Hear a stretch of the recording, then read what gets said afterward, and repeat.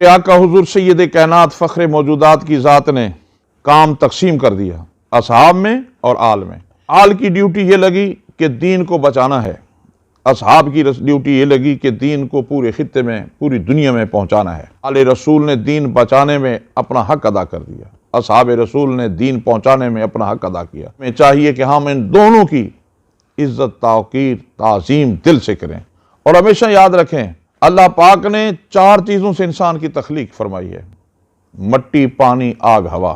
اور جو شخص اللہ اور اس کے رسول کے تابع ہو جاتا ہے وہ ان 4 پہ حکومت کرتا ہے۔ سرکار فاروق اعظم کا دور سنہری دور ہے، آپ نے ہر چیز پہ حکومت کی ہے کیونکہ رسول اللہ کی غلامی کا حق ادا کیا آپ نے۔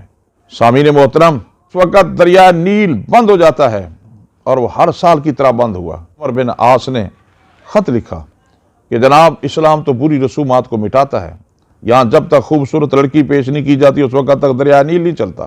آپ نے 2 سطریں دریائے نیل کے نام لکھی، آج تک دریائے نیل بند نہیں ہوا۔ یہ آپ کی حکومت پانی پہ تھی۔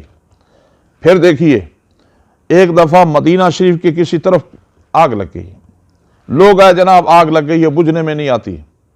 آپ اس وقت بہت مصروف تھے، آپ نے اپنی چادر عطا فرمائی، فرمایا آگ کو عمر کی چادر کا اندازہ ہے اور پتہ ہے۔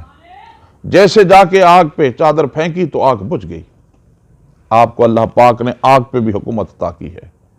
ایک مرتبہ ایک خاتون حاضر ہوئیں کہ میرے سے تیل گر گیا زمین پہ اور مٹی تیل پی گئی، میرا مالک بڑا سخت ہے، وہ مجھے مارے گا، مہربانی فرما کے آپ بیت المال سے تیل عطا فرما دیں۔ سرکار عمر نے ارشاد فرمایا یہ تیل یہود و نصارا کے لیے نہیں ہے، یہ مسلمانوں کی امانت ہے۔ آپ نے زمین کو حکم دیا کہ تجھ پہ عمر نے عدل کیا ہے، اس کا تیل واپس کر۔ اس نے مشکیزہ رکھا، زمین نے تیل واپس اگل دیا۔ آپ کی حکومت مٹی پہ بھی ہے۔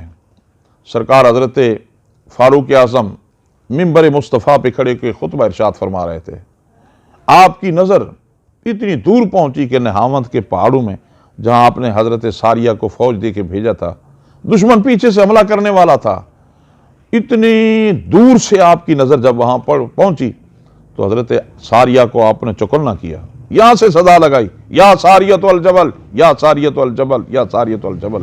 آپ کی اس آواز کو ہوا نے حضرت ساریہ تک پہنچایا تو پتہ چلا آپ کی حکومت ہوا پہ بھی تھی۔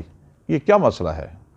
آپ ہمیں سمجھنے کی ضرورت ہے کہ جن لوگوں نے رسول اللہ صلی اللہ علیہ وسلم کی سچی وفاداری کی، حضور کی غلامی کا حق ادا کیا، امت کی خدمت کی، دین اسلام سے مخلص تھے، انہوں نے 4 چیزوں پہ حکومت کی ہے۔